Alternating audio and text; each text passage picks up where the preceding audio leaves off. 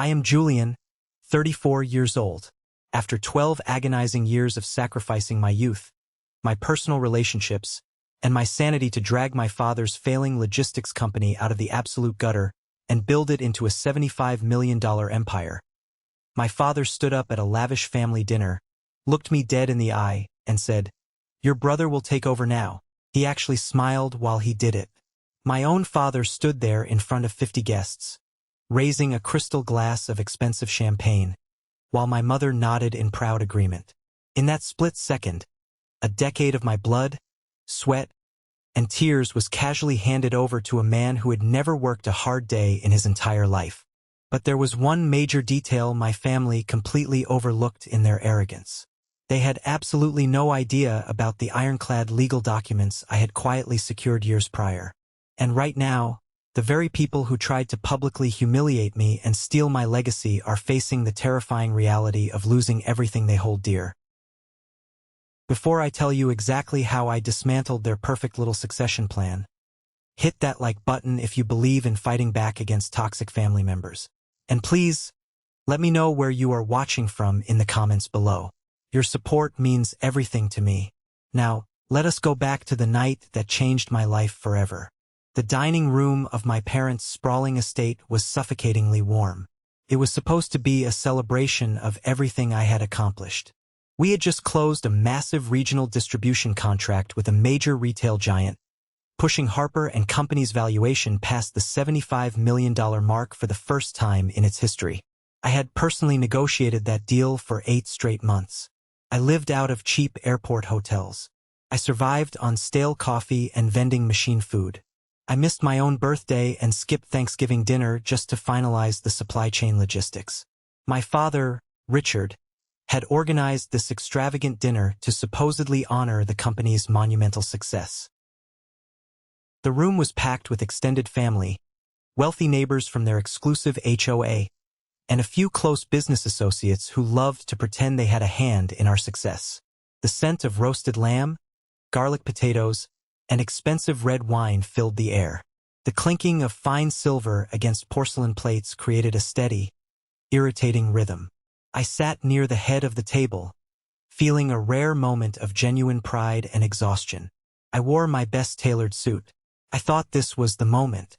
I genuinely thought this was the night my father would finally acknowledge the man I had become, the man who saved his precious reputation.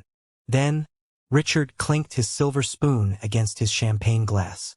The room fell entirely silent. He stood up, smoothing the lapels of his custom Italian suit, radiating the kind of arrogant charm he always used to mask his deep insecurities and business incompetence. He talked about legacy. He talked about the importance of family bloodlines holding the reins of power. He went on and on about the Harper name and how a strong foundation requires a strong family presence at the absolute top. I smiled politely, assuming he was leading up to my official appointment as Chief Executive Officer. He turned his gaze toward my younger brother, Preston. Preston was sitting directly across from me, swirling his wine with a lazy, entitled smirk on his face. Preston was the golden child of the Harper family. He was 29 years old, perpetually tanned from midweek golf trips, and had spent his entire adult life bouncing from one disastrous vanity project to another. He wore a designer watch that cost more than a reliable used car, a watch my parents had bought him to celebrate his last failed business venture. My father placed a heavy, affectionate hand on Preston's shoulder. His voice boomed across the silent dining room, echoing off the high ceilings. And that is why, effective tomorrow morning, Preston will be stepping in to take over the daily operations as the new Chief Executive Officer of Harper & Company. Your brother will take over now, Julian. We are so incredibly proud of him, and I know he will lead us into a brilliant new era. The applause started almost immediately.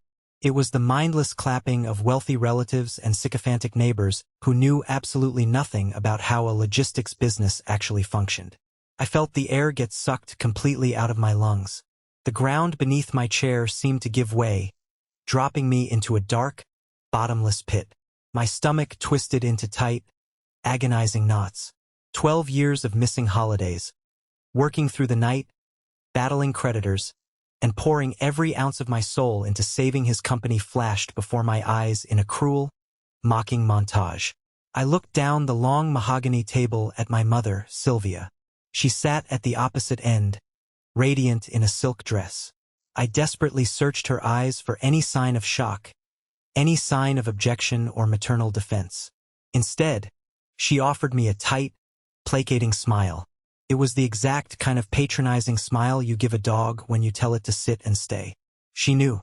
She had known all along. She had probably helped pick out Preston's suit for this exact occasion. Preston caught my eye through the flickering candlelight of the centerpiece. His smirk deepened into a full, victorious grin. He did not look humbled by the responsibility. He looked triumphant. He had done absolutely nothing to earn this inheritance. Yet he was sitting there collecting my life's work like a shiny new toy. Every instinct in my body screamed at me to stand up. I wanted to flip the heavy table, shattering every crystal glass in the room. I wanted to scream at the top of my lungs. I wanted to expose how Richard had almost bankrupted us twice because he refused to read basic contracts. I wanted to tell the whole room that Preston was a fraud who was secretly drowning in debt. But I did not move a single muscle. I gripped the stem of my wine glass under the table until my knuckles turned stark white. I took a slow, deep breath, forcing my heart rate to steady and pushing the burning anger deep down into the pit of my stomach. You do not survive in high-stakes corporate logistics by throwing emotional tantrums. You survive by being colder, more calculated, and smarter than the person sitting across from you. I raised my glass high in the air. I plastered the most convincing, warm smile I could possibly muster across my face. To Preston, I said, my voice smooth, loud, and perfectly projected so every single person in the room could hear me. May you lead the company exactly where it truly deserves to go. The guests cheered even louder, completely oblivious to the venom laced in my words. My father beamed at me, clearly relieved that I was playing the role of the dutiful, obedient workhorse. They thought I was broken. They thought my spirit was crushed and I was just going to roll over, accept my demotion, and spend the rest of my life making Preston look good. The dinner dragged on for another agonizing 2 hours. I played my part flawlessly. I shook hands with the neighbors. I offered polite congratulations to my brother. I even gave Preston a firm handshake, looking him right in his smug eyes without blinking. The moment the valet brought my car around and I closed the heavy door behind me, the facade instantly dropped. I drove home in total, suffocating silence. The city lights blurred past my windshield as I gripped the steering wheel. The betrayal cut deeper than anything I had ever experienced in my 34 years of life. It was not just about a job title or a massive executive salary. It was about respect. It was the crushing, undeniable realization that to my parents, I was never truly a son. I was an employee. I was a disposable tool they used to generate immense wealth so they could fund their golden child's lavish, careless lifestyle. I pulled into the driveway of my quiet suburban home. I marched straight past my dark living room, ignoring the blinking light on my answering machine, and went directly into my home office. I locked the door behind me and turned on the heavy brass desk lamp. My fingers flew across the keyboard as I woke up my computer. I bypassed the standard company cloud servers entirely. I reached into the bottom drawer of my desk and pulled out a heavily encrypted external hard drive. I plugged it in and typed in a 20-character password. I scrolled past years of detailed financial projections, commercial real estate deeds, and confidential employee records until I found a specific folder simply labeled Executive Safeguards. I clicked open a scanned PDF document. It was 70 pages long, filled with dense, impenetrable legal jargon that I knew backward and forward. I scrolled directly to page 42. There, staring back at me in stark black and white, were 3 signatures. Mine, my father's, and a state public notary's official seal. I leaned back in my heavy leather chair, staring at the bright screen in the dark room. A cold, dangerous calm washed over my entire body. My father wanted to play a ruthless game of corporate thrones. He thought he held all the cards because his name was painted in silver letters on the side of the building.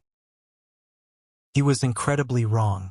Tomorrow morning, he was going to learn the hardest, most devastating lesson of his life.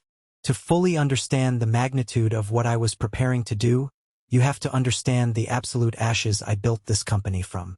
You have to understand the 12 years of quiet suffering that led to this single breaking point. When I was 22 years old, freshly graduated from a top university with a business degree and a head full of ambitious plans, Harper & Company was a rapidly sinking ship. My father had run the regional logistics firm into the ground through sheer arrogance and a stubborn, complete refusal to adapt to modern technology. We had a fleet of outdated trucks constantly breaking down on the highway, a deeply demoralized workforce, and mounting debt that threatened to wipe out everything our family owned. I had concrete plans to go to a prestigious law school. I had my entire life mapped out. But my father came to me one evening, looking older, smaller, and more desperate than I had ever seen him. He sat at our kitchen table, put his head in his hands, and begged me to step in. He told me it was my absolute duty to the family. He said if I did not help him, they would lose the house, the cars, and their entire retirement savings. I canceled my law school applications the very next day. I packed away my pristine suits, rolled up my sleeves, and walked into a freezing warehouse that smelled intensely of diesel fuel, stale coffee, and impending financial doom. For the first 4 years, my life was a living nightmare. I worked 80-hour weeks consistently. I slept on a lumpy canvas cot in the back office, waking up at 3 in the morning to handle dispatch emergencies. I personally rode along with angry truck drivers to understand their route inefficiencies. I made the brutal decisions my father was too cowardly to make. I fired the dead weight he had kept around out of misguided loyalty. I fought tooth and nail to implement tracking software that dragged us kicking and screaming into the 21st century. I did not take a real salary for the first 3 years. Every single dime I managed to scrape together went straight back into saving the business. While my friends from college were buying their first homes, taking vacations to Europe, and contributing to their 401k accounts, I was aggressively fighting off aggressive creditors and begging local banks for 30-day grace periods. And where was Preston during all of this blood, sweat, and tears? Preston was living in a luxury condo downtown, entirely funded by my parents' dwindling savings. He was the charismatic dreamer, the artist, the visionary who was just waiting for his big break.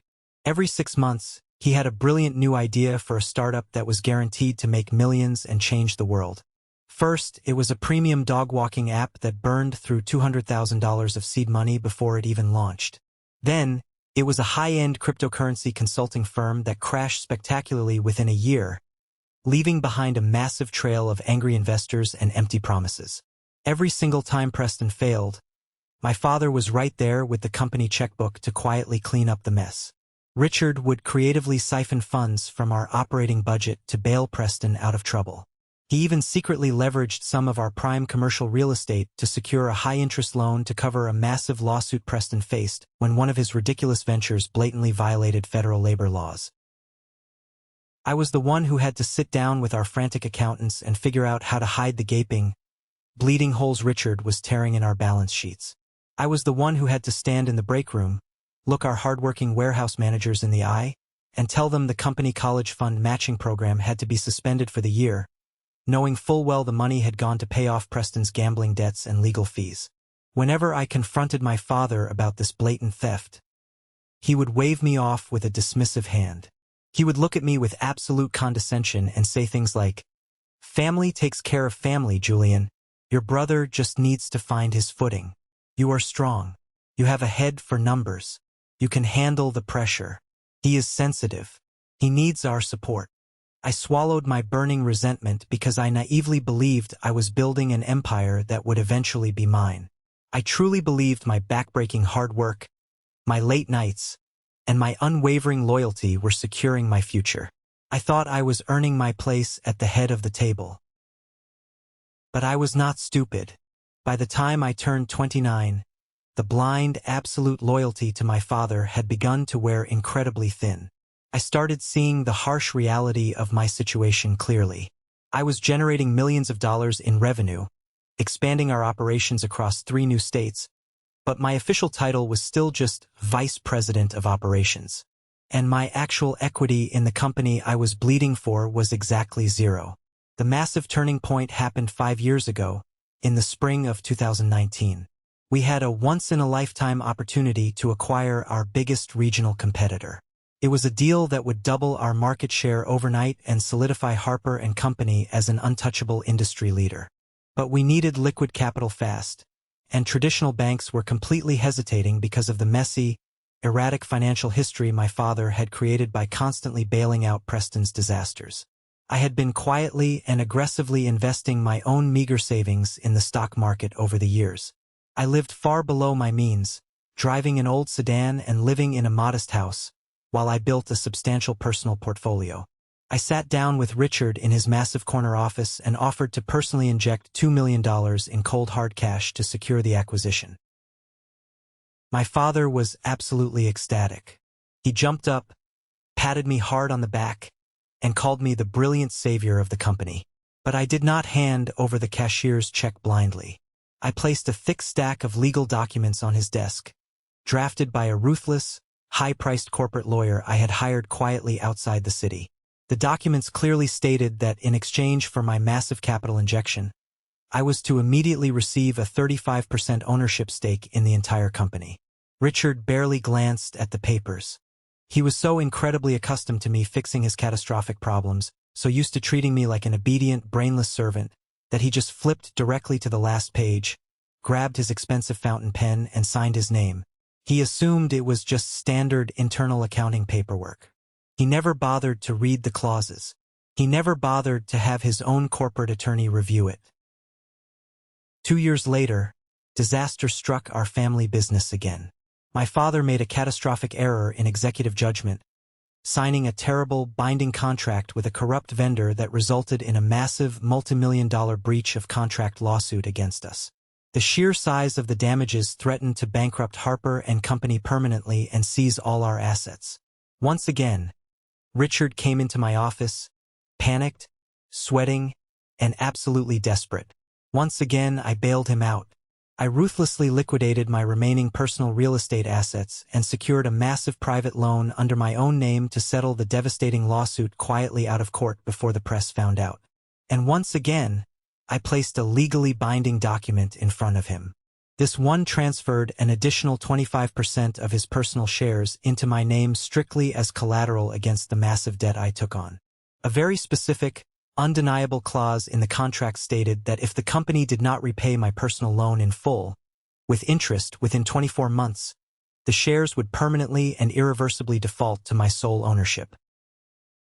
Richard signed it without reading a single word. He promised to pay me back from the upcoming quarter's profits. He shook my hand and called me a good son. He never paid me back. He completely forgot about the agreement the very moment the crisis was averted and the lawyers went away. He went right back to playing the wealthy, untouchable patriarch, buying expensive golf memberships, upgrading his luxury cars, and funding Preston's lavish lifestyle without a second thought.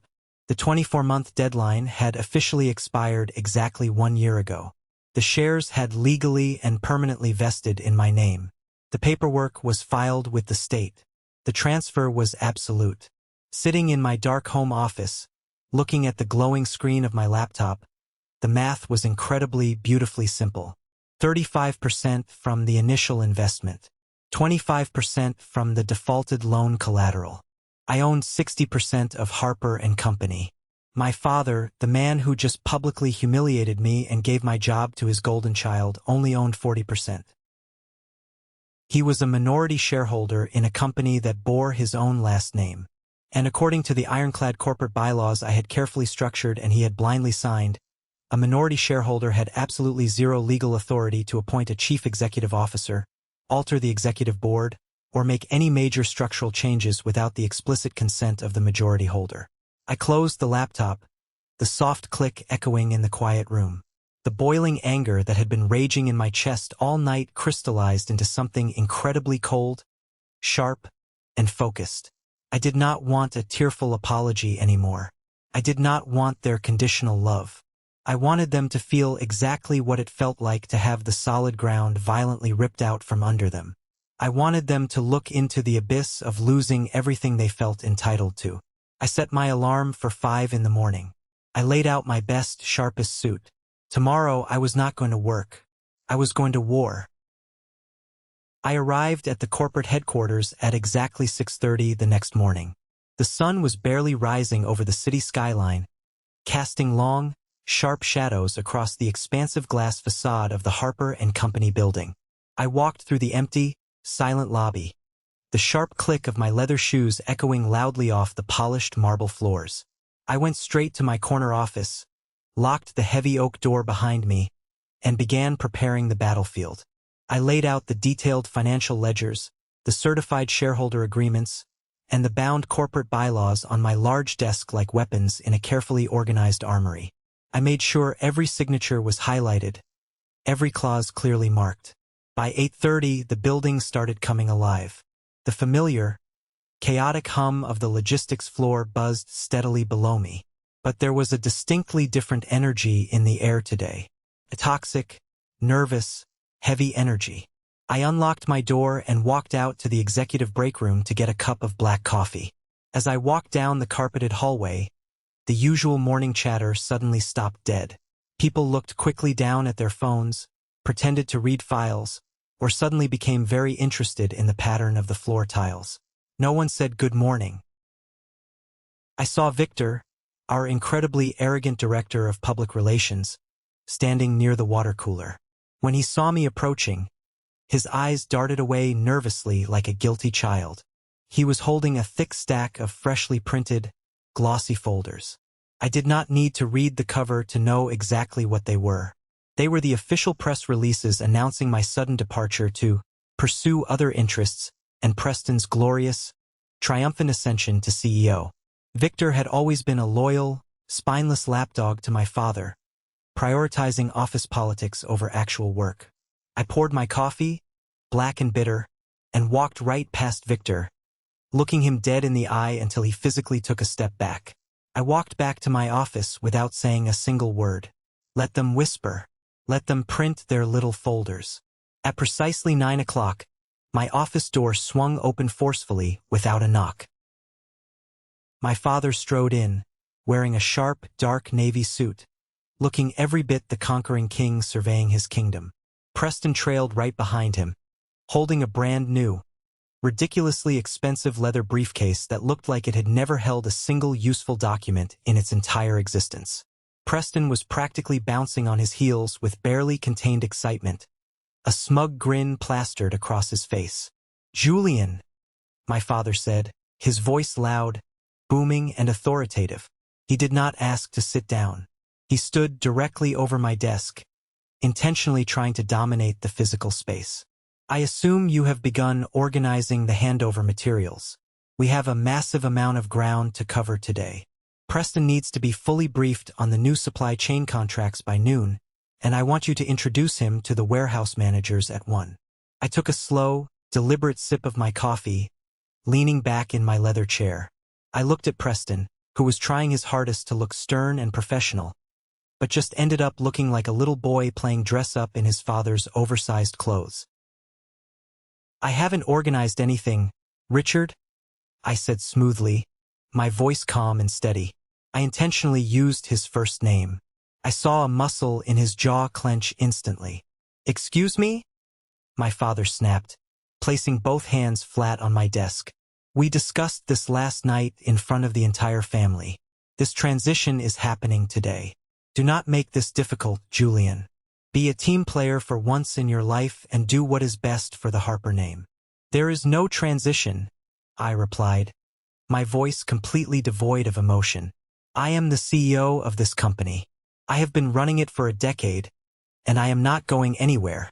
Preston scoffed loudly, dropping his pristine briefcase onto one of my guest chairs with a dramatic thud. "Oh, come on, Julian.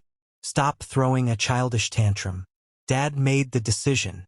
You had a good run, but it's time for some fresh, dynamic vision. You're completely burnt out. Take a long vacation. Go to Europe. Take a generous severance package and get out of the way."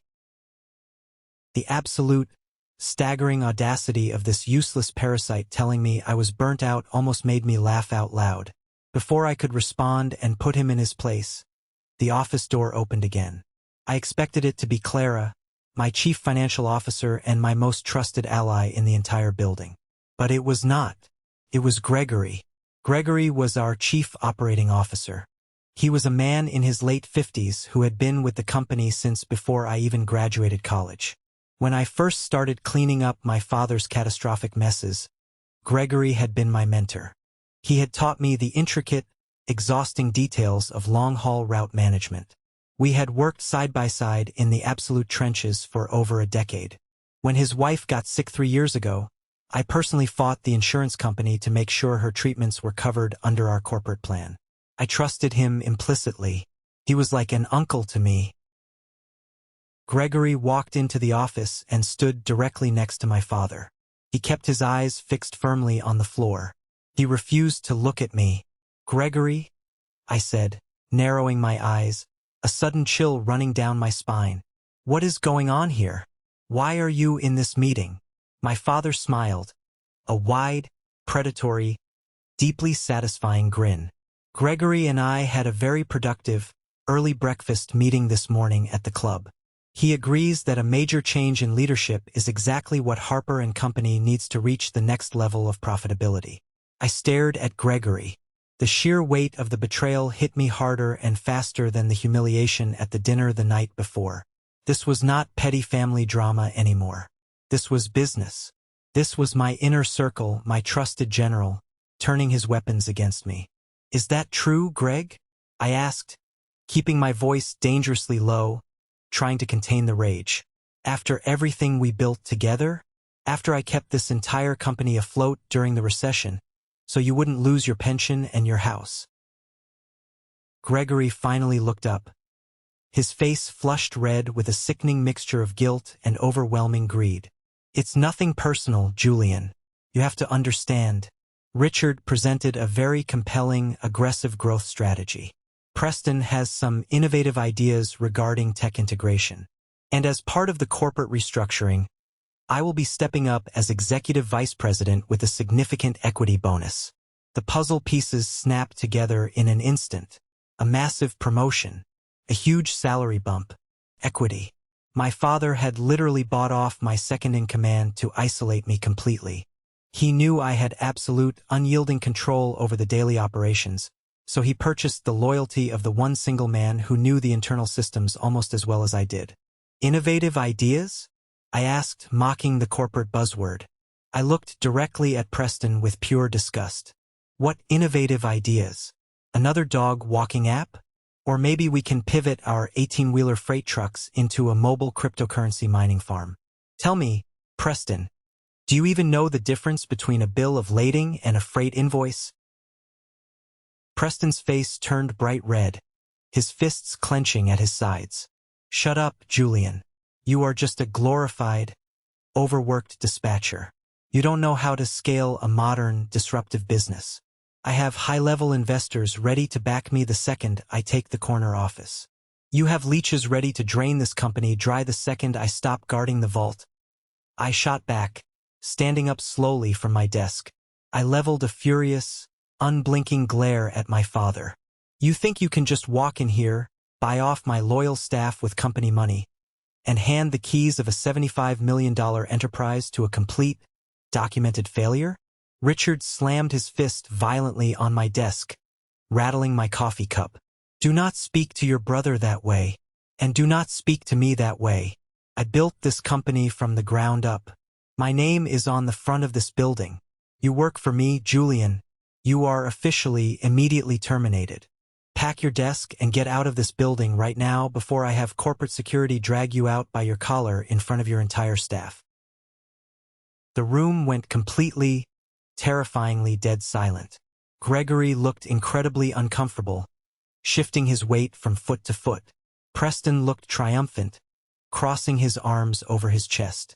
Richard stood tall, chest puffed out, breathing heavily, fully expecting me to crumble into a million pieces and walk away in shame. I looked at the three of them. I let the heavy, suffocating silence stretch for 5 agonizing, deliberate seconds. Then I reached down, calmly straightened the cuffs of my crisp white shirt, and sat right back down in my leather chair, crossing my legs. "No," I said simply. Richard looked genuinely confused, his anger faltering for a fraction of a second. "No? Did you not hear me? I just fired you." "You can't fire me, Richard," I replied, pulling my keyboard toward me and waking up the screen. "Because you do not have the legal authority to do so. Now, I have a very busy morning fixing the massive supply chain issues you created with that vendor last month. Get out of my office. All 3 of you." My father's face contorted with absolute, unhinged rage. He pointed a trembling, manicured finger directly at my face. "You have completely lost your mind. I am calling corporate security right now. You are trespassing." "Go ahead," I challenged, staring him down with absolute dead, emotionless eyes. "Call them. Make a massive public scene. Drag me out. Because if you try to forcefully remove me from this building, I will call my lawyers, and I will freeze every single operating account this company has before you even reach the lobby. The payroll will bounce tomorrow. The trucks will stop moving." Richard hesitated. His hand hovered over his phone. He saw something in my eyes he had never seen before. He saw a man who had absolutely nothing left to lose when it came to his toxic family. He saw a man who was ready to burn the building down with everyone inside it. He grabbed Preston roughly by the arm. "Fine. If you want to be humiliated publicly, we will do this the hard way. I am calling an emergency board of directors meeting for 3 o'clock this afternoon. We will hold a formal, recorded vote of no confidence. And when the board formally removes you, you will walk out of here with absolutely nothing." They stormed out of the office, Gregory following closely behind them. His head hung low like an obedient, cowardly stray dog. The heavy door slammed shut. The glass vibrated. I was alone again. The storm had officially made landfall, and I was standing right in the center of it. The next few hours were an absolute, exhausting masterclass in corporate psychological warfare. Even with my office door firmly closed and locked, I could physically feel the entire building shifting and fracturing around me. My father was moving fast. He was using his legacy status as the company founder to aggressively assert dominance. He was calling in every single favor from old friends on the board of directors. He was painting me as a stressed-out, dangerously unstable, power-hungry son who was trying to ruthlessly steal the family business from his aging, benevolent father and his helpless, visionary younger brother. At 11 o'clock, Clara slipped quietly into my office. She locked the door behind her, checked the hallway, and quickly closed the blinds. "It's an absolute bloodbath out there," Clara whispered, her voice trembling slightly as she dropped a thick, heavy stack of manila folders onto my desk. "Victor is already leaking anonymous rumors to industry blogs that you're suffering from a severe mental breakdown. Richard has been on the phone with the board members all morning. He is explicitly offering them increased quarterly dividend payouts if they vote to oust you at the 3 o'clock meeting." I flipped open the folders Clara had brought. They were the raw, undeniable financial data. Hard proof that every single profitable quarter for the last 8 years was directly, indisputably tied to my logistical strategies and cost-cutting measures. "Let him talk," I said, calmly organizing the papers into neat piles. "What about Marcus?" Marcus was our largest external shareholder. He owned 10% of the company and held a massive amount of sway over the smaller, quieter investors. He was an old-school, ruthless businessman who did not care about family drama. He only cared about the bottom line and his return on investment. "Marcus is entirely on the fence," Clara said nervously, pacing the floor. "Richard is pushing him incredibly hard, telling Marcus that Preston's connections in the tech world will double our valuation within 2 years. Marcus wants to see how the vote plays out. He wants to see who blinks first." "Thank you, Clara," I said softly, looking up at her. "Are you absolutely sure you are with me on this? If things go south today, Richard will ruthlessly purge anyone loyal to me. He will ruin your reputation in this industry." You could lose your job and your career. Clara stopped pacing. She stood up straight, crossing her arms defensively. I am the chief financial officer, Julian. I see the real numbers every single day. Preston will bankrupt us in 6 months. I would rather go down fighting with you, the man who actually built this place, than watch that arrogant idiot destroy this company. I am with you until the end. She slipped out of the office as quietly as she entered. I felt a small, powerful surge of gratitude. Not everyone had a price tag like Gregory. Just as I sat down to review the corporate bylaws one last meticulous time, my personal cell phone rang, vibrating violently against the wood of my desk. The caller ID flashed my mother's name, Sylvia. I stared at the glowing screen for a long time. A weak, pathetic part of me wanted to ignore it, but a darker, more masochistic part of me needed to hear exactly what she had to say. I hit accept and put the phone on speaker, leaning back in my chair. Julian. Her voice came through the speaker, soft, incredibly sweet, and laced with absolute, manipulative poison. Darling, I hear you are causing a terrible, embarrassing scene at the office today. Your father is very upset. I am defending my job, Mom, I said coldly, staring at the ceiling. I heard her sigh, the dramatic, suffering, theatrical sigh she always used to guilt-trip us when we were children. Julian, please. I am begging you, don't be selfish today. You are so smart. You have your own personal investments. You can go out and get a high-paying executive job anywhere in the country. You don't need this company. Your brother, Preston, needs this. He desperately needs a win. His confidence is completely shattered after that last business venture failed. He needs to feel important. He doesn't need a win, Mom. He needs a harsh reality check. You cannot hand him a highly complex, $75 million logistics company as a participation trophy just to make him feel better about being a failure. It's family property, Julian, she yelled, her sweet, maternal facade cracking instantly, revealing the viciousness underneath. It belongs to the family, not just you. Do you have any idea how hard it has been for me? Watching Preston struggle and suffer while you get all the praise and the massive salary? You have everything. You have a house. You have respect. I gripped the edge of my desk, my knuckles turning white. I earned everything. I sacrificed my entire adult life for this company. I paid for his mistakes.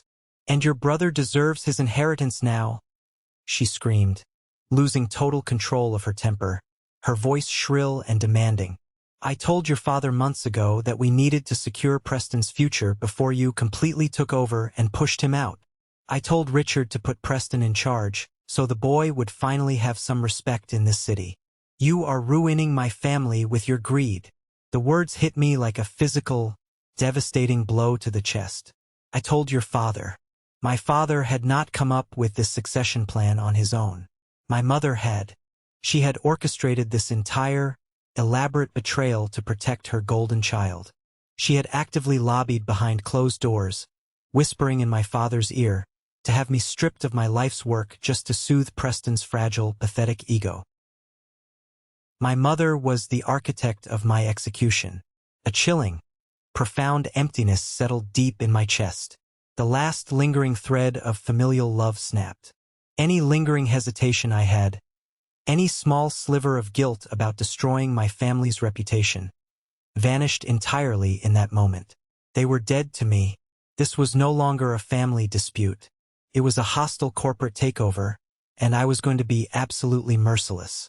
Thank you for being honest, Mom, I said, my voice completely devoid of any warmth, affection, or humanity. It makes what I am about to do so much easier. Consider this my formal resignation from this family. Do not ever call this number again. I hung up the phone before she could scream another word and permanently blocked her number. I felt like I was attending a funeral for a mother who was still breathing. A sharp, frantic knock broke me out of my thoughts. Elena, my young legal assistant, peeked her head into the office.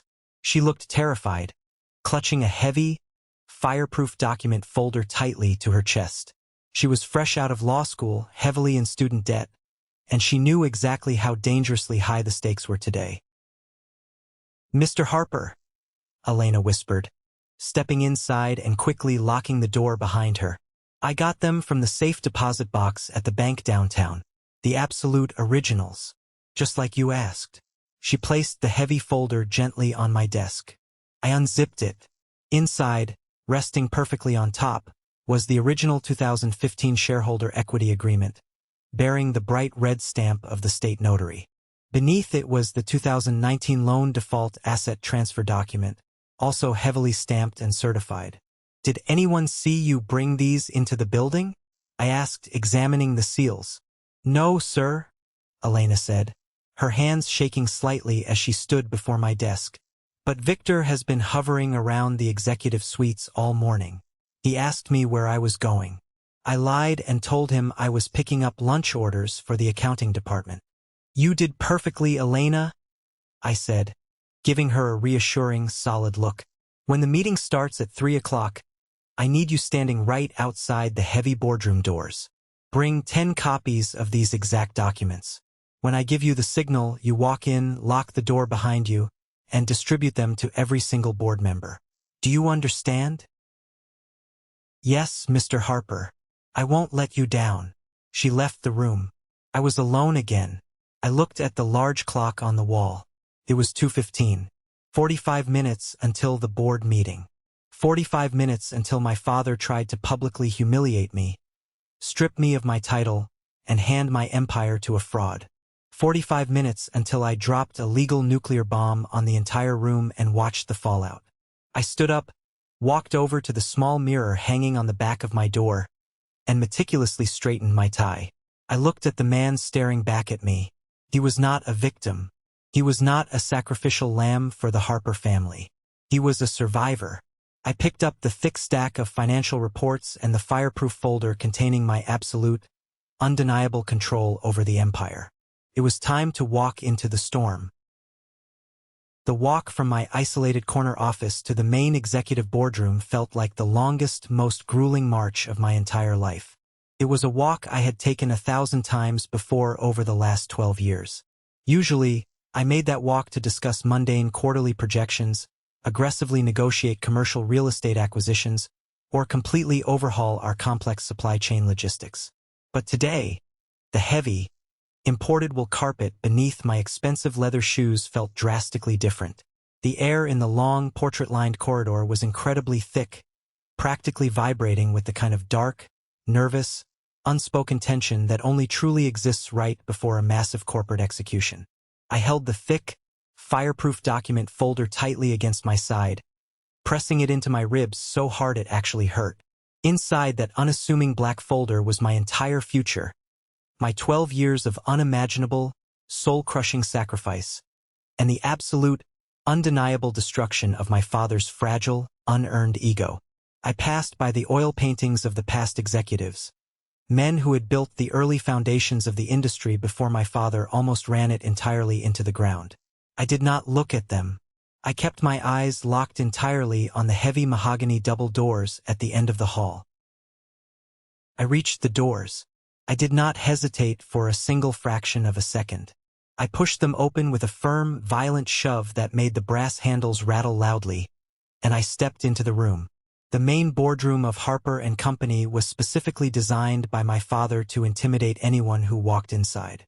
It featured a sprawling, 30-foot custom mahogany table that cost significantly more than a standard suburban starter home. It was surrounded by 20 oversized, high-backed leather chairs that swallowed you whole. The floor-to-ceiling windows offered a commanding, dizzying panoramic view of the downtown city skyline, serving as a constant, arrogant visual reminder of the immense wealth, power, and influence that supposedly flowed directly through this specific room. Every single seat at the massive table was filled. The full board of directors had assembled with terrifying speed. These were incredibly wealthy, highly connected men and women, many of them close personal friends of my father from his exclusive, overly expensive country club.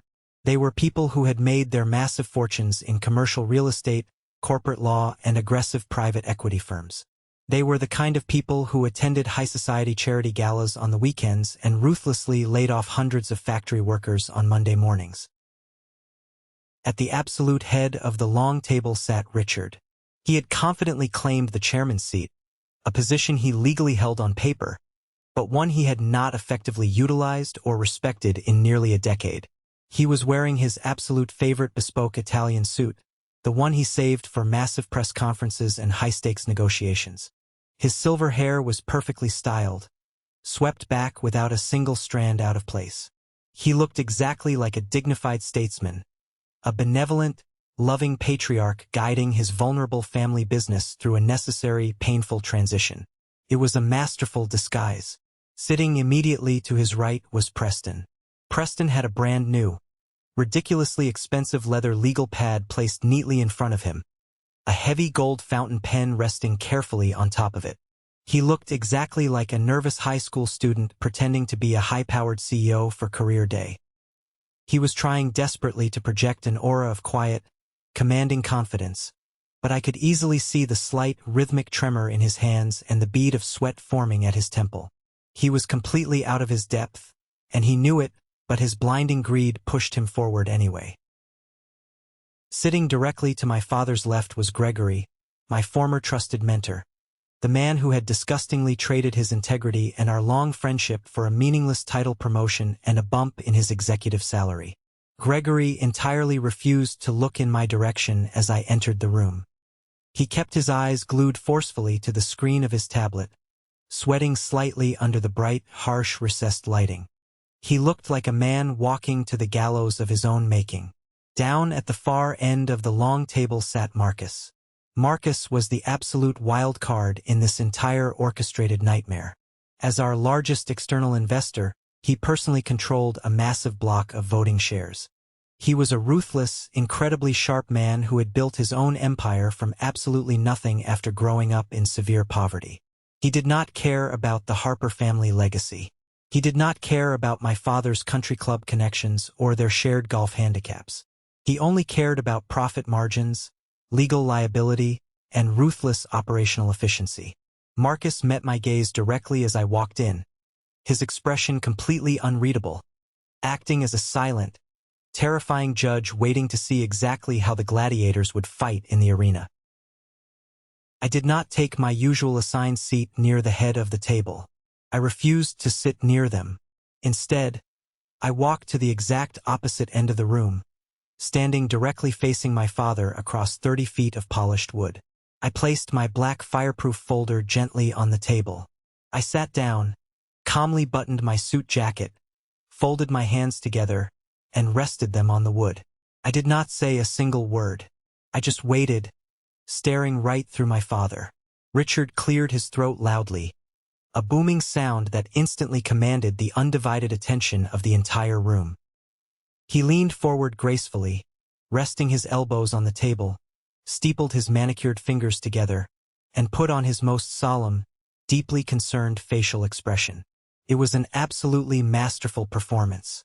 If I did not know the absolute, undeniable monster hiding just beneath that expensive suit, I might have actually believed his lies. "Ladies and gentlemen of the esteemed board," Richard began, his voice dropping a full octave to sound incredibly grave and serious. "Thank you all for convening on such incredibly short notice. I know many of you had to cancel important meetings to be here. As you all well know, Harper & Company has reached an unprecedented, historic milestone this quarter. We are officially a $75 million enterprise. And while we absolutely must celebrate this incredible, hard-won success, it is our strict fiduciary duty to look past today and secure the long-term future of this institution."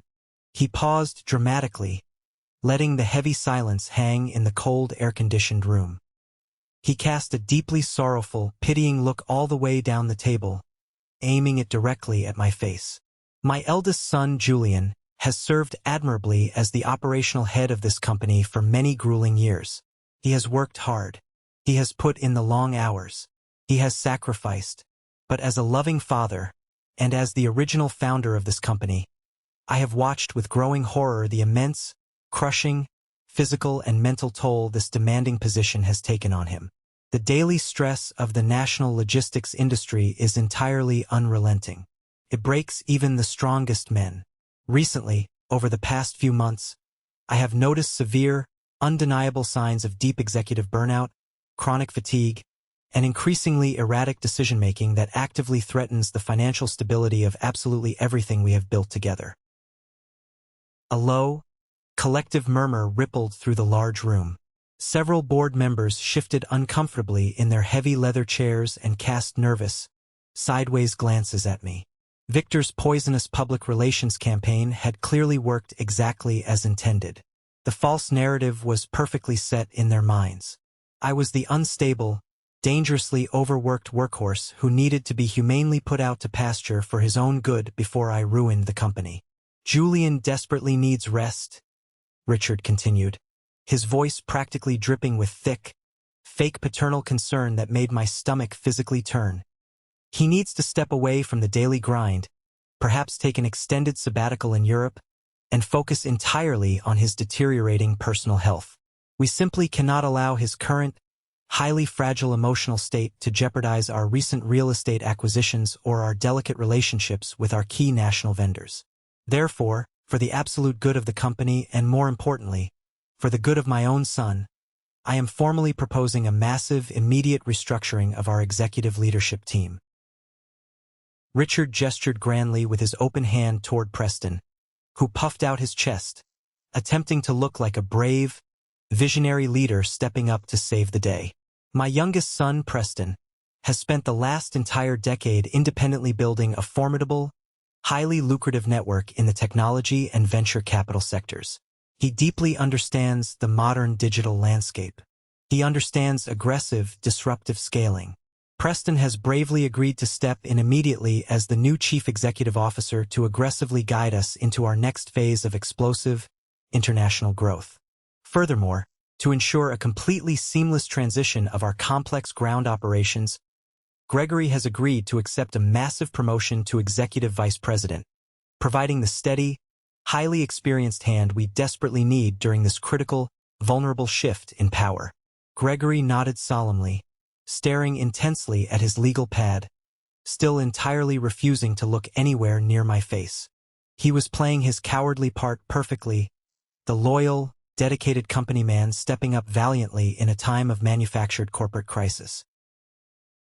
I have already had our top corporate attorneys draft an incredibly generous, ironclad severance package for Julian, Richard said, sliding a thick, bright white envelope forcefully across the polished mahogany table. It includes a full year of his current executive salary, the immediate, unconditional vesting of all his corporate retirement accounts, and a substantial multimillion-dollar cash bonus for his past contributions. We are absolutely not abandoning him. We are family. We are simply relieving him of a heavy burden he is no longer mentally capable of carrying. Richard leaned back deeply in his oversized chair, folding his arms across his chest with a look of absolute, smug satisfaction. The trap was perfectly set. The false narrative was completely airtight. To the outside observer, to these wealthy board members, it looked exactly like a compassionate, necessary, loving corporate intervention orchestrated by a caring father to save a highly profitable company from an exhausted, failing executive. I am officially calling for an immediate board vote, Richard announced, his eyes locking onto mine with absolute, undeniable, chilling malice. A formal vote of no confidence in Julian Harper's mental and professional ability to continue as CEO, and a simultaneous, binding vote to instantly appoint Preston Harper as his permanent successor. Marcus, as our lead external shareholder, I would ask you to second the motion right now so we can proceed. The entire room held its collective breath. The air conditioning hummed loudly in the background. Everyone turned their heads slowly to look directly at Marcus. Marcus slowly, methodically took off his expensive reading glasses. He looked intensely at Richard, studying his face for a long moment.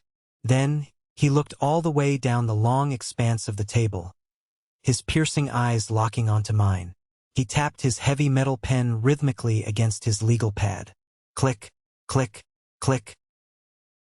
Before I formally second any motion that completely destabilizes the proven leadership of a highly profitable, perfectly functioning company, Marcus said, his voice sounding like heavy gravel grinding together, I want to hear directly from the man whose head is currently resting on the chopping block.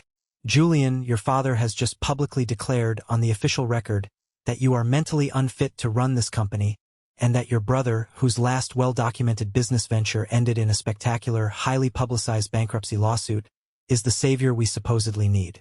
What exactly do you have to say for yourself in defense of these severe allegations? The spotlight shifted instantly, blindingly to me. Richard scoffed loudly, rolling his eyes toward the ceiling. Preston let out a small, incredibly arrogant chuckle, leaning back in his chair and crossing his arms. They genuinely, truly believed I had absolutely nothing left in my arsenal. They thought I was going to break down and beg for my job. They thought I was going to scream or cry or throw a violent emotional tantrum that would perfectly validate their vicious claims of my supposed mental instability. I did not scream. I did not shed a single tear. I did not raise my voice even a fraction of a decibel. I took a very slow, very deep breath, drawing the cold air into my lungs, perfectly centering my racing heart. I looked around the large room, making deliberate, unblinking, terrifyingly intense eye contact with every single person sitting at that table who had just silently agreed to ruin my entire life for a slightly higher dividend payout. Then I smiled. It was not a warm, friendly smile. It was the cold, dead, terrifying smile of an apex predator that had just quietly locked the cage door from the inside, trapping the hunters inside with him. What do I have to say, Marcus? I asked, my voice incredibly calm, smooth as glass, and echoing with absolute, terrifying, undeniable authority. I say that this entire emergency meeting is a complete, utter, pathetic farce. I stood up slowly from my heavy leather chair, pushing it back so the legs scraped loudly against the carpet. My father just gave you all a very touching, very emotional, highly rehearsed speech about family legacy, about my supposed mental breakdown, and about his deep, loving, paternal concern for my personal well-being. It was a beautiful, masterful piece of absolute fiction. But we are not sitting in this room to write fiction. We are sitting here to run a $75 million logistics empire. And in this specific room, only the cold, hard facts matter. I reached slowly into the inside pocket of my tailored suit jacket and pulled out my personal cell phone. I unlocked it, opened my messages, and hit send on a single, pre-written, blank text message. The absolute fact is, I continued, projecting my voice so it commanded every single inch of the massive space. Richard Harper does not care about my physical or mental health. He only cares about aggressively funding his golden child's lavish, unsustainable lifestyle. The absolute fact is, Preston Harper does not have a tech network. He has a massive, terrifying trail of unpaid creditors, angry investors, and looming lawsuits. And the absolute most important fact of all. The heavy mahogany boardroom doors swung open violently behind me. Elena walked into the room. She was incredibly pale, visibly trembling with fear, but she moved with absolute, unwavering purpose. She was carrying a massive, incredibly heavy stack of thick, professionally bound legal folders. Distribute them immediately, Elena, I commanded, my voice cracking through the room like a whip. Elena walked quickly around the massive mahogany table, placing a heavy, dense folder directly in front of every single board member. She placed one gently in front of Marcus. She placed one forcefully in front of a heavily sweating Gregory. And finally, she walked all the way up to the absolute head of the table and slammed one directly down in front of Richard, right on top of his pristine, untouched legal pad. The most important fact of all, I said, walking slowly, deliberately down the entire length of the table, my eyes locked dead onto my father's face, is that Richard Harper does not have the legal authority to call this board vote. He does not have the legal authority to fire me. And he certainly, absolutely does not have the legal authority to appoint a new chief executive officer. I stopped right next to Marcus's chair. I looked down at the seasoned investor. Open the folder, Marcus, Read it out loud for the room. Marcus did not hesitate. He aggressively flipped open the heavy black cover of the dense legal folder. The entire boardroom was absolutely, terrifyingly silent, except for the loud rustling of thick, high-quality legal paper as the rest of the confused board members frantically followed suit, opening their own copies. "What is this absolute nonsense, Julian?" Richard demanded, his face suddenly flushing with deep, furious anger. He forcefully shoved the folder away from him as if it were highly contaminated with a deadly virus. "Are these more of your boring operational spreadsheets? Do you honestly think a colorful pie chart about diesel fuel efficiency is going to magically save your job today?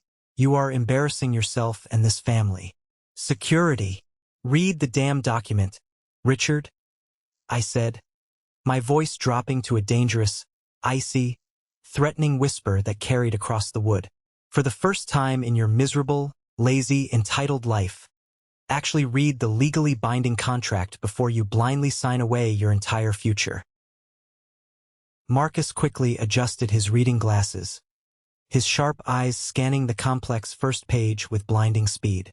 He was a man highly accustomed to digesting incredibly dense, intentionally confusing legal documents in mere seconds. I watched closely as his eyes widened slightly in genuine shock. I watched as his entire physical posture completely changed in an instant, shifting rapidly from a relaxed, bored observer to a highly alert man who suddenly realized he was sitting directly in the middle of a live minefield that was about to detonate. "This is a formal, certified shareholder equity transfer agreement," Marcus said aloud, his deep voice easily cutting through the rising tension in the room. He flipped aggressively to the next page, his index finger tracing the dense lines of legal text. Dated April 17, 2019. It clearly outlines a massive emergency capital injection of exactly $2 million, personally funded in full by Julian Harper. In direct exchange for this capital, 35% of all existing voting shares were unconditionally transferred from the personal holdings of Richard Harper directly to Julian Harper. A collective, highly audible gasp echoed loudly around the enclosed boardroom.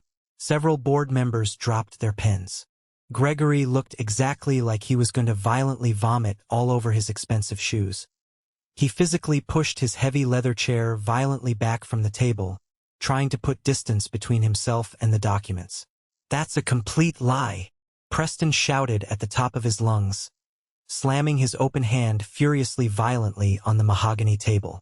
His carefully constructed, smug executive facade had completely and instantly shattered, replaced entirely by sheer, unadulterated panic. "That's a blatant forgery.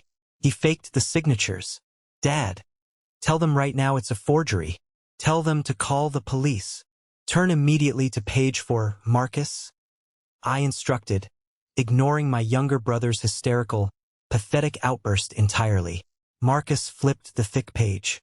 "This document is a formal loan default asset transfer," he read, his voice growing significantly louder, carrying a distinct tone of absolute, stunned disbelief. "Dated November 3, 2021. It thoroughly details a massive personal loan taken out entirely by Julian Harper to quickly settle the devastating vendor breach of contract lawsuit. A massive lawsuit that Richard Harper personally initiated through gross negligence. The stated collateral for this private loan was an additional, separate 25% of Richard Harper's remaining personal shares. The specific penalty clause states that if the loan was not repaid in full, including interest, within exactly 24 months. Marcus stopped reading abruptly. He looked slowly up from the papers, turning his gaze directly at my father. Richard was now gripping the heavy edges of the mahogany table so incredibly tightly that his knuckles were stark white and shaking. Richard's face had completely drained of all human color. He looked exactly like an incredibly old man who was actively having a massive, fatal heart attack right in his chair. "The 24-month deadline expired exactly 1 year ago today," I stated loudly and clearly, letting the heavy words hang suspended in the cold air like an executioner's sharpened axe. "The loan was never repaid. Not a single solitary cent was ever transferred to my accounts. The legal default clause was automatically and permanently triggered. The final transfer documents have been legally filed, fully certified, heavily stamped by the state notary, and fully processed by the corporate registry. It is a matter of absolute, undeniable public record. Any lawyer in the city can verify it in 10 minutes. I walked slowly, deliberately to the absolute head of the long table, standing directly between my frozen father and my hyperventilating brother. I looked down at both of them with nothing but pure, unadulterated, blinding contempt. Let us do the basic elementary math right now, since neither of you seem mentally capable of doing it yourselves, I said, my voice echoing sharply off the heavy glass windows. 35% from the initial corporate buyout to save us from bankruptcy. 25% from the defaulted lawsuit collateral to save you from prison. I legally, indisputably own 60% of Harper & Company. 60%.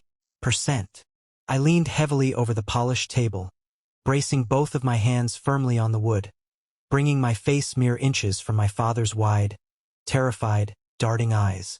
You only own 40%, Richard? I whispered harshly, loud enough for every single terrified board member to clearly hear. You are merely a minority shareholder in a company that happens to share your last name. You do not control this executive board. You do not control the future of this company. You absolutely do not control me.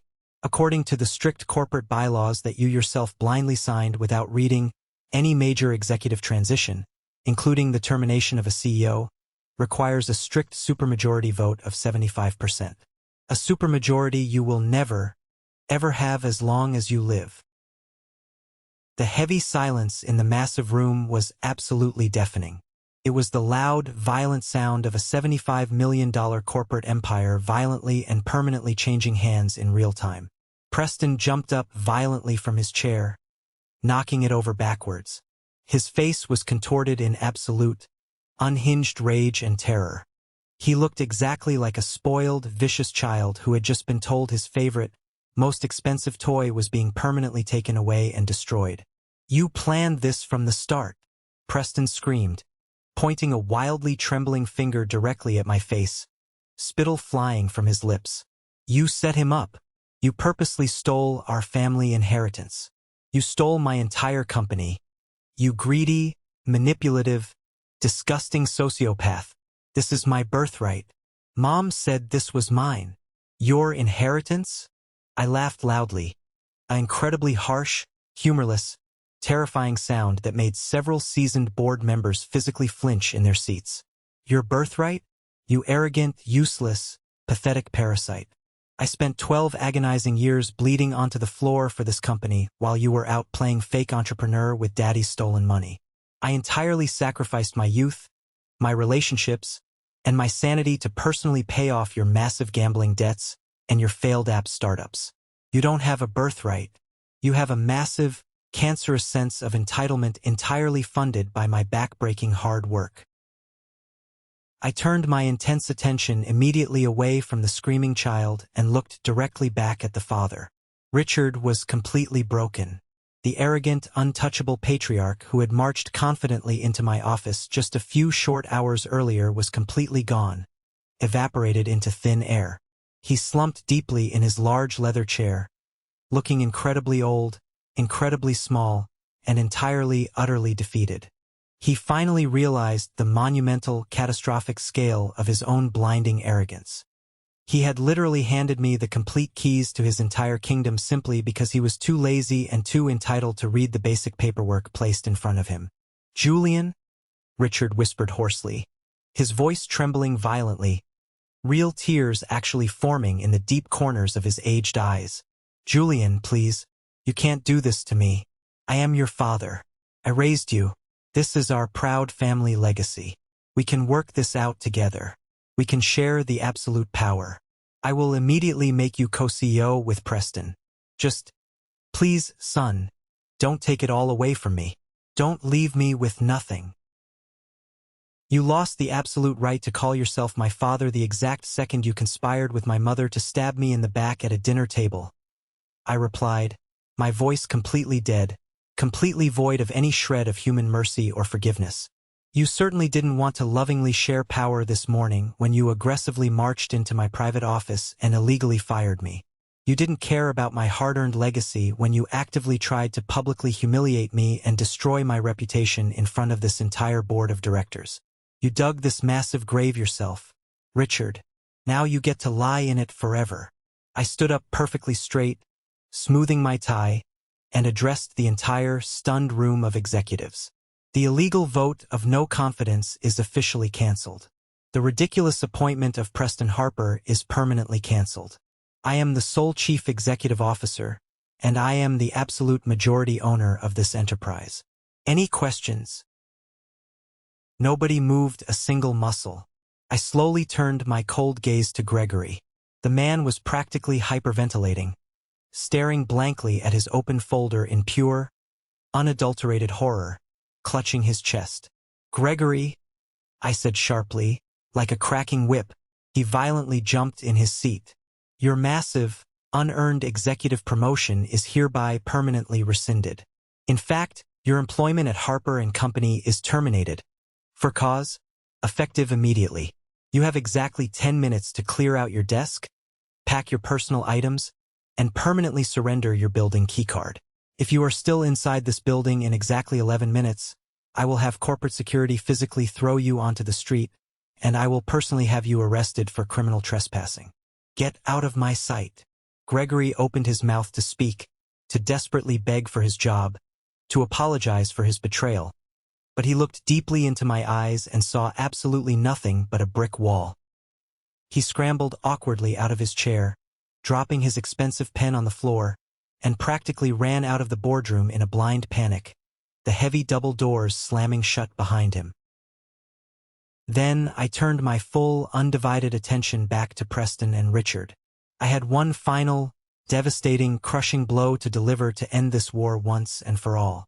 "As for the two of you," I said calmly, folding my arms tightly across my chest, "I am going to give you a choice, an incredibly generous, completely unwarranted choice, considering what you actively tried to do to me today." I looked directly at Preston. Option 1. Preston, you can stay. I will give you a full-time job in the basement mailroom. You will make a standard minimum hourly wage. You will report directly to the strict shift supervisor. You will physically earn your meager paycheck with actual sweat for the first time in your incredibly pathetic sheltered life. And you, Richard, can maintain your useless 40% minority share and sit quietly on the board, speaking only when spoken to, with absolutely zero voting power over company direction. Preston looked absolutely revolted, his face twisting in disgust. "I am absolutely not working in a disgusting mailroom. I have a master's degree in communications. I am an executive. Option 2, I continued loudly, cutting him off completely.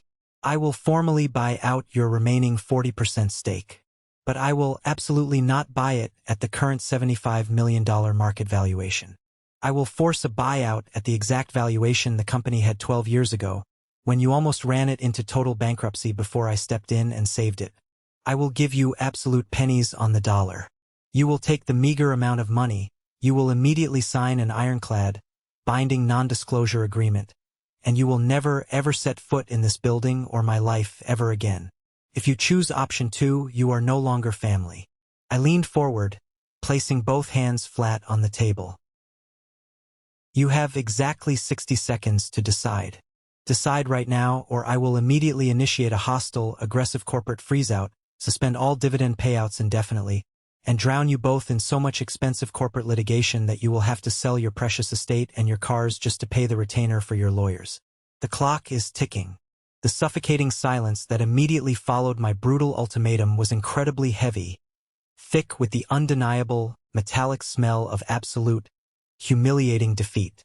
Preston looked frantically, desperately at my father, his eyes wide with terror, fully expecting him to pull some miraculous, hidden legal maneuver out of thin air. He expected Richard to fix it, just like he always fixed every single one of Preston's colossal, expensive mistakes in the past. But Richard just sat there, completely paralyzed, staring blankly down at the highly polished mahogany table. He knew deep in his bones that he was utterly, completely destroyed. He possessed no leverage. He possessed no power. He slowly, painfully raised his heavy head, looking at me not as a loving son, but as a ruthless, untouchable conqueror who had just methodically burned his entire village to the ground and salted the earth.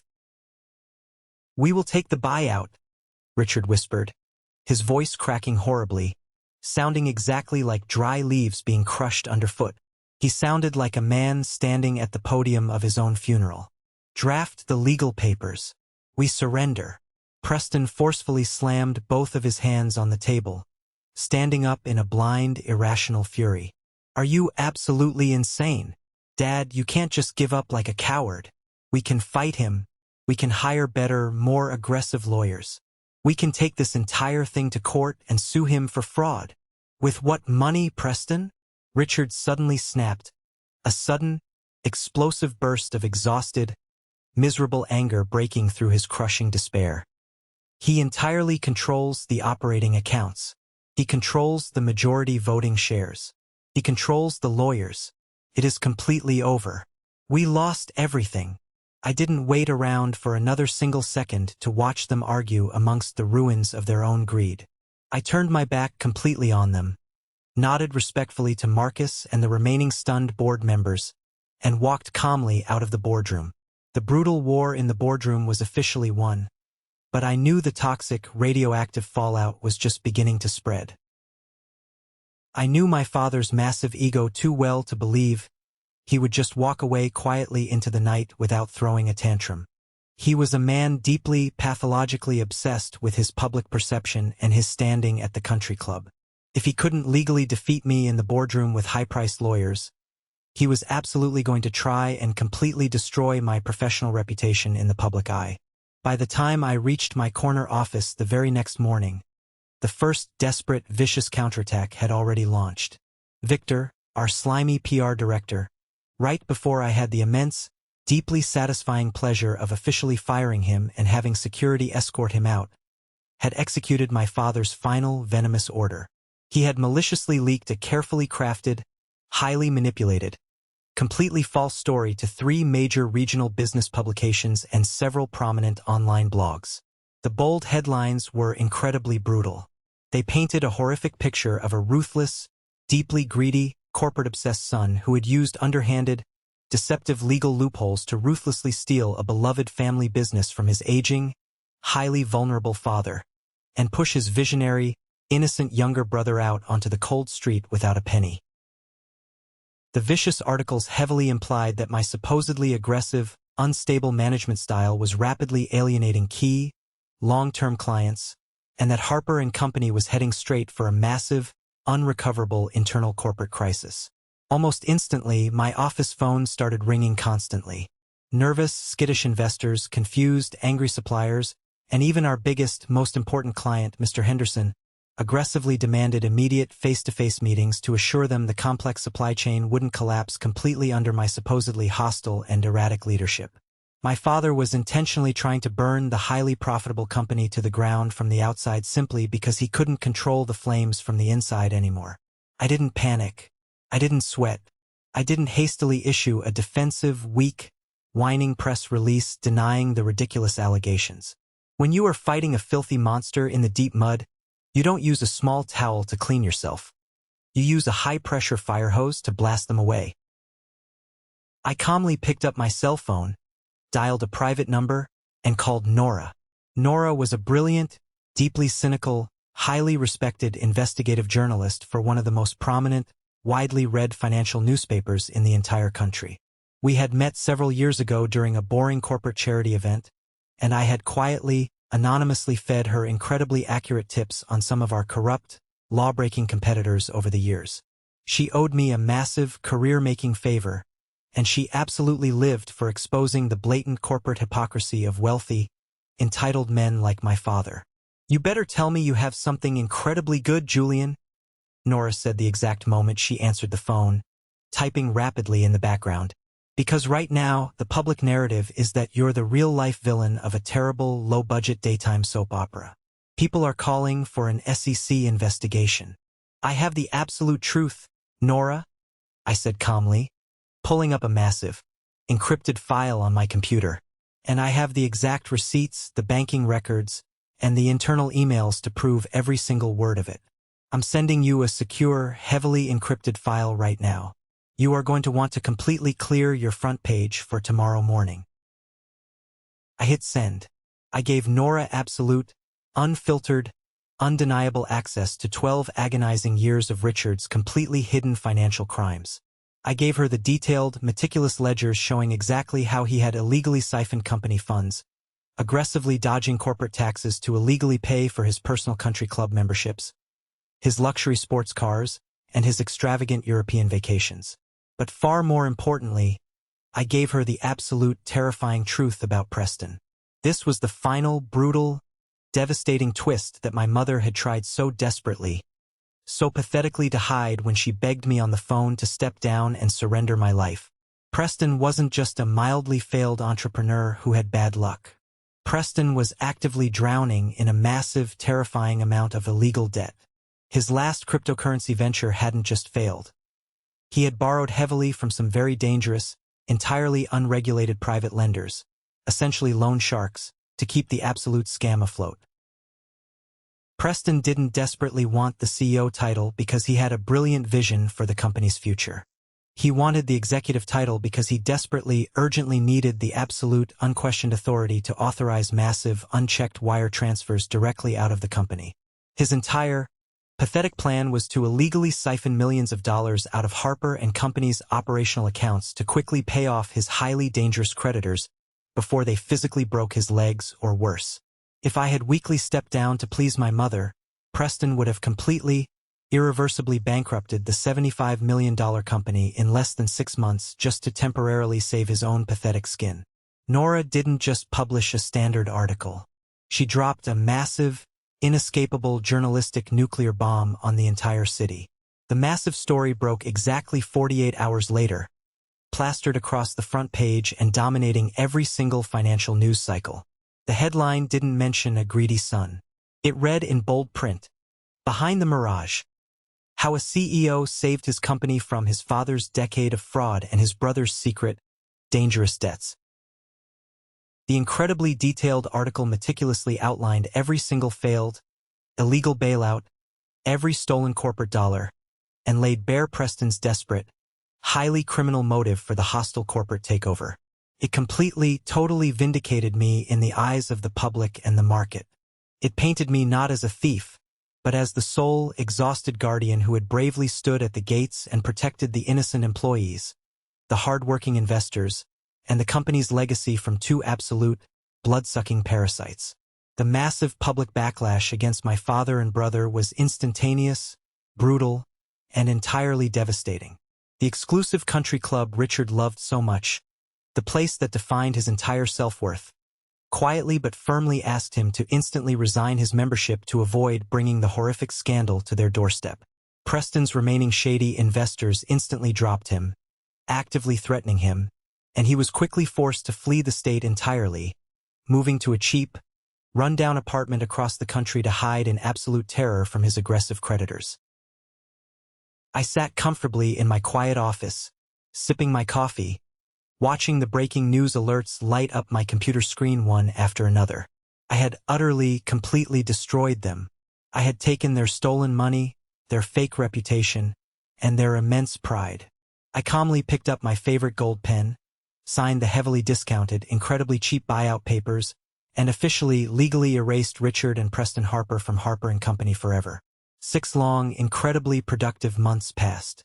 The violent, chaotic storm that had aggressively threatened to tear my entire life and career apart had finally, completely dissipated, leaving behind a clear, incredibly bright, unclouded sky. Harper & Company underwent a massive, ruthless, and entirely necessary corporate purge. I didn't just officially fire Gregory and Victor. I aggressively cleared out every single toxic executive, lazy manager, and corrupt board member who had ever aligned themselves with my father's toxic, inefficient regime. I actively promoted entirely based on absolute merit, fierce loyalty, and undeniable competence, not bloodline or country club connections.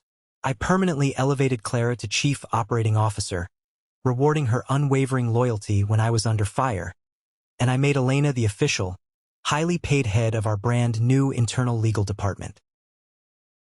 Without my father constantly, secretly draining the operational accounts to fund Preston's endless, pathetic failures, and completely without the suffocating, heavy weight of his outdated, arrogant, fearful decisions holding us back, the logistics company didn't just merely survive the negative press. It absolutely exploded in growth.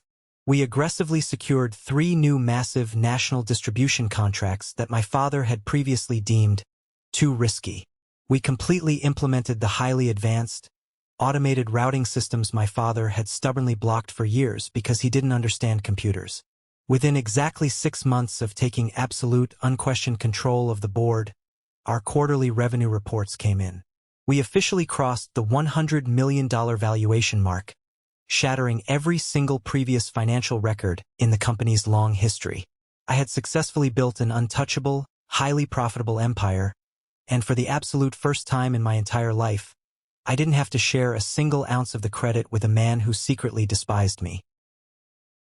Exactly 1 full year after that fateful, incredibly humiliating family dinner where they tried to ruin my life, my executive assistant walked into my office, looking slightly nervous, and told me I had an unexpected visitor waiting down in the main lobby. I didn't usually take unannounced meetings, but when she quietly told me the name, I paused my typing. It was Richard. I let him wait down there for exactly 30 agonizing minutes before I finally, casually allowed corporate security to bring him up the private elevator to my corner office. When the heavy oak doors finally opened, I barely recognized the broken man standing there. The incredibly arrogant, imposing, sharply dressed patriarch was completely, totally gone. He was wearing a cheap, off-the-rack gray suit that looked slightly too big for his shrinking frame. His once perfectly styled silver hair had thinned dramatically, turning stark white, and he walked with a slight, incredibly defeated stoop in his shoulders. He looked exactly like an incredibly tired, incredibly ordinary, completely broken old man. He didn't confidently stride directly to my desk like he used to. He stood nervously near the door, essentially waiting for explicit permission to approach. "Hello, Julian," Richard said, his voice incredibly quiet, raspy, lacking absolutely all of its former booming, terrifying authority. "Richard," I replied flatly, intentionally not offering him a seat. I leaned back deeply in my expensive leather chair, keeping the massive mahogany desk firmly between us like a physical shield. "I read the latest quarterly reports online," he said, gesturing vaguely with a trembling hand toward the large windows. $100 million. You actually did it. You took it so much further than I ever could have imagined in my wildest dreams."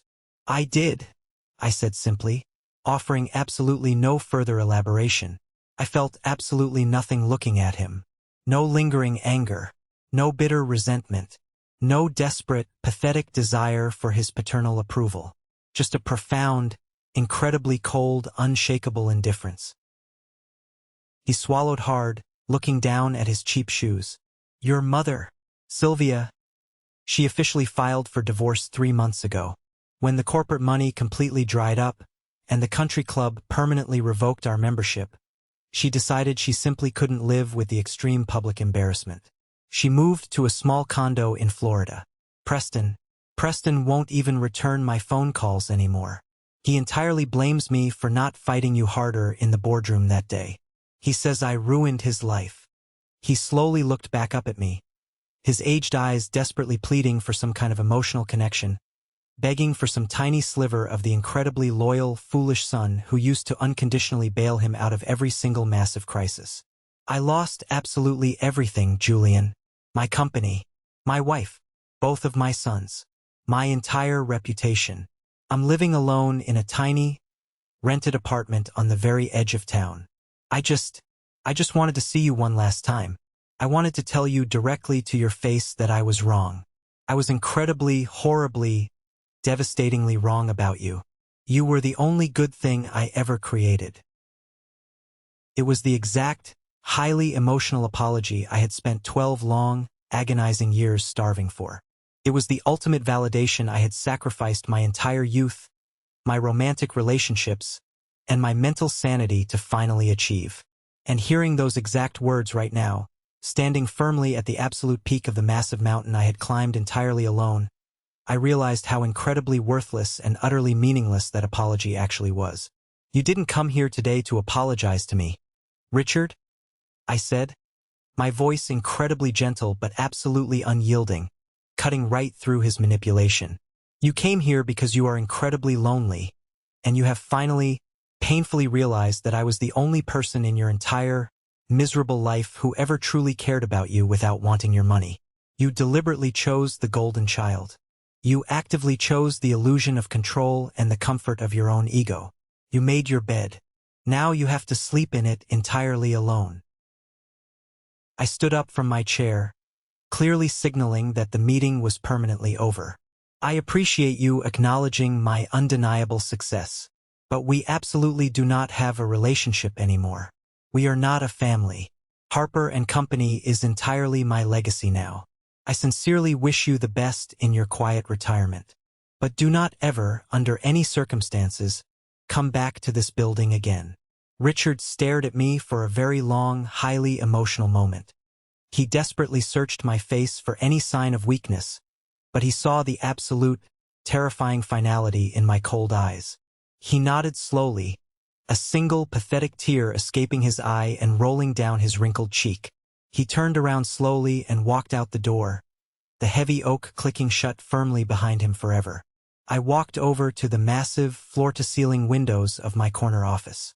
I looked down at the sprawling, incredibly busy city below, the endless streams of traffic, the towering skyscrapers brilliantly reflecting the late afternoon sun. I gently placed my hand against the cold glass. I remembered the incredibly naive 22-year-old kid who had willingly given up his lifelong dreams of attending law school just to sleep on a filthy cot in a freezing, diesel-smelling warehouse. I remembered the sheer exhaustion, the midnight panic attacks, the crushing, unbearable weight of trying to desperately earn the love of a toxic family that only ever saw me as a convenient ATM machine. I didn't cry. I smiled. A genuine, incredibly deep, profoundly peaceful smile. I had survived the ultimate, devastating betrayal. I had taken the absolute worst, most vicious attacks they could possibly throw at me, and I had used that intense fire to aggressively forge myself into something completely unbreakable. I didn't just save my father's failing company. I utterly conquered it. I aggressively took full, unconditional custody of my own life, my own future, and my own immense wealth. The greatest revenge in this world isn't screaming. It isn't physical violence. It isn't begging for an apology. The greatest, most satisfying revenge is absolute, undeniable, monumental success, and the total, unbothered, permanent removal of highly toxic people from your entire universe. Thank you so much for taking the time to listen to my long, complicated story. If there is one crucial thing I desperately want you to take away from this, it's this: never, ever let anyone, especially your own blood family, falsely convince you that your incredibly hard work is just an unpaid obligation. Never let them gaslight you into believing you deserve less while they greedily take more. Loyalty is a beautiful, rare thing, but blind loyalty to deeply toxic, abusive people is just a slow form of self-destruction. Set your absolute boundaries. Build your own massive empire. Protect your personal peace with absolutely everything you have, and never apologize for knowing your worth. Have you ever faced something incredibly similar with your own family? Have you ever had to draw a hard, painful line in the sand and walk completely away from the very people who were supposed to love and protect you? Share your own personal story in the comments below, and don't forget to like and subscribe so you absolutely don't miss the next incredible journey we share together. Until next time, stay incredibly strong, and always know your worth.